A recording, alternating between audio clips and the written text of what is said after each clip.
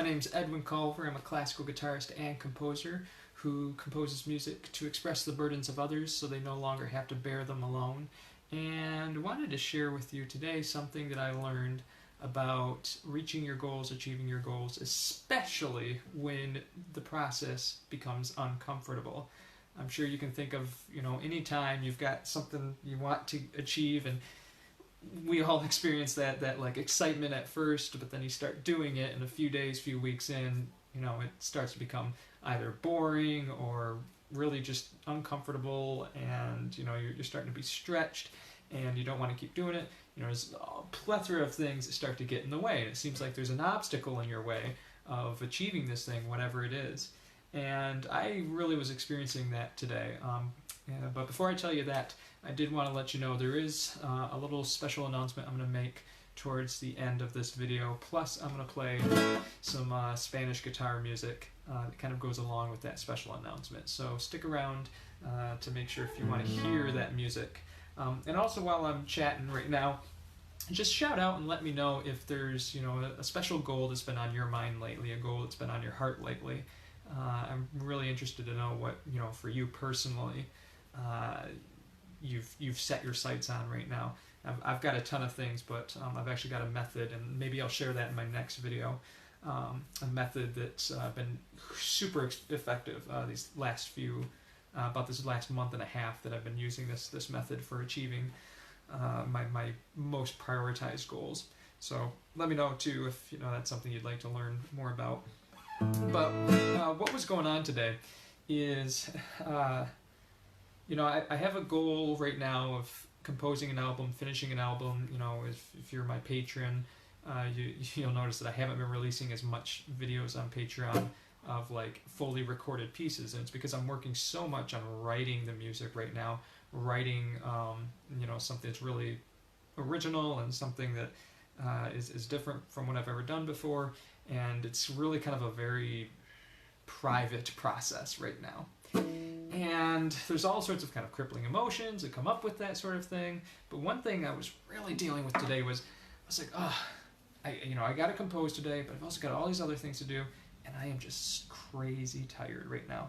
Like, I'm so sleepy. And I started to use a process that I've been learning from a few mentors. And part of that process, I kind of stopped for a second, and I zoomed in to think, like, okay, what is keeping me from pulling off this goal, from achieving this goal? Well, right now in the moment, I'm dead tired. It's like 2 p.m. I'm super sleepy. So why am I super sleepy? So I kind of traced that back and realized, well, I'm super sleepy because I went to bed late last night. Okay, so, well, why did you go to bed late last night? And I realized, well, I didn't go to bed late last night because I was goofing off or watching television or wasting time. I was actually being really productive.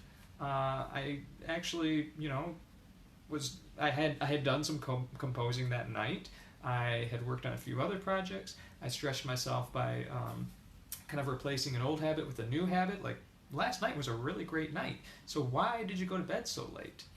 And I kind of sat with that for a second and realized, okay, you went to sleep late, which caused you to feel sleepy, which is getting in the way of you achieving your goals today. You went to bed late last night because you felt like you were being lazy if you didn't get more work done. And that kind of hit me. I was like, okay, so I thought I was lazy by not getting more work done. Yeah, I actually kind of feel lazy just thinking about that. And what I realized is I was identifying with that laziness. And so I asked myself, okay, so is that okay? Like, is that bad if you're lazy? And immediately, I told myself, yeah, that's bad if you're lazy. You're a sluggard. You shouldn't be lazy. And that kind of halted me for a second because I realized I was identifying with being lazy. Even though in practice, I was doing all of this stuff to achieve more, to get more done, to check more boxes off my list. In reality, I had this identity deep inside telling myself, you're lazy. You're lazy. And I realized that actually, if I summed it up in one sentence, it was, you're a failure. And that emotion, that feeling, I'm a failure, identifying with the feeling of I'm a failure, was the source that led to doing more work than I needed to that night, which led to being sleepy, which led to the very next day getting in the way of my goals. And discovering that feeling, like being like, is it okay to feel like you're a failure? Yeah, it's okay to feel like that because you haven't achieved your goal yet. That's why you're doing all this work. But it's also kind of takes the pressure off of you. You're not a failure because you haven't run out of time to complete this yet. And immediately, that deep underlying emotion of I'm a failure just kind of disappeared. And you know, it is something that, you know, if you try doing that, you know, shoot me a message, or like I said, shout out, let me know, because there is kind of a process to finding that. But what I learned today was, oh wow, it's not that I'm sleepy, it's not that I'm working too hard, or it's not that I'm even lazy. It's that I'm just carrying around this feeling that I'm a failure before I've even started, and kind of surrendering that. It makes it go away, and boom. Today's been one of my most productive days. I actually, mentally, like physically, I'm supposed to be sleepy and tired, but mentally, I think most of that sleepiness and tiredness was actually tied to that emotion that my brain was just having to churn in the subconscious. That emotion of failure was actually making me tired. Because as soon as I discovered that and that feeling kind of popped away, I was alert, slammed through 3 extra tasks, drove home, slammed through a good hour and a half, 2 hours of composing, went to a class, and now here I am shooting a video, and right afterwards I got a couple more things, but then I'm also going to be able to go to bed early tonight. And so it's kind of like I'm going to achieve more, I'm going to get to bed sooner, and all of these things are going to line up with my goals today. So that's one thing I learned today. I'd be really curious to know if you have any goals, and shout out, let me know if there's something that's, you know, hindering you from that goal. I told you if you stuck around for these, you know, esoteric ramblings, I'd play a little bit of Spanish music for you. And I do have a special announcement. My very next live performance is actually happening this Saturday, and it's happening at the Central Library in Manatee County. They are actually having a big celebration of Spanish heritage, and they've invited me to put on a smaller concert, about a half-hour long concert, and I'm going to be performing all music by Spanish guitarists, Spanish composers, talking a little bit about the history and the meaning of these works. And in preparation, I kind of ran through this piece tonight and thought I would share it with you, since you've stuck with me this long. And this piece is called Estampa Gitana. I'm not going to tell you what that means right now. You could search it by all means and Google it yourself. But I'm not going to tell you just because I'd like to see some people show up to this performance on Saturday at the Central Library in Manatee County. You'll be able to find more info on their page and my page here in a second. But I'm just going to play it for you, let you enjoy it, and yeah, maybe break down a couple things. You've got the rasgueado technique that's very common in Spanish guitar music. And then what they do is they take this, you know, really bright A major chord, really flashy chord, and they just shift it up by a half step and make this really dissonant. And so that's kind of how they keep the tension, the ebb and the flow going. On my last video, one of my supporters, Eric, he had mentioned how, you know, it was interesting how music has this pattern of tension. Hey, good to see you, Chris. Has this pattern of tension, building, but then you usually need some sort of release, and that there's actually all sorts of devices used by musicians, composers, and guitarists to achieve that tension and release. Usually when you're first starting to learn music theory, you're kind of taught like chords. You know, you've got your dominant chord that creates tension, and you've got your tonic chord that releases that tension. But there's actually all sorts of other little subtle things that add up, from, you know, the color that you're using on the guitar. So in this case, you can hear how there's not too much tension when I'm using that more dolce sound on the guitar versus... Okay, so brighter timbre creates more tension. Obviously, volume creates more tension. The tempo, if I'm playing that really slowly...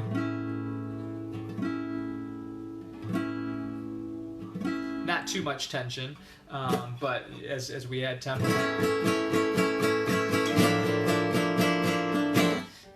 yeah, you know, that's one way you can create tension. Another way you can create tension, you might have noticed right there, is actually kind of what's called addition through subtraction. So like what'll happen here is, you know, that little break in between, that little pause, that break, kind of like where we subtract a piece out of the music, actually creates tension, because your mind starts to build a pattern of like 1, 2, 3, and then when the pattern gets broken, it's kind of dissonant to the mind. They actually track this on like brain scans and stuff, and see the brain waves kind of scramble and stuff, because it was detecting a pattern, but that pattern gets interrupted, and boom. You know, it's confusing, but there's kind of a little bit of delight in that confusion. That's what makes life exciting. That's what makes art exciting, and oftentimes even more memorable. So that's a couple things just right off the introduction. There's a lot of other stuff that happens in this music, but I see we got a few folks watching, so really happy that you are here.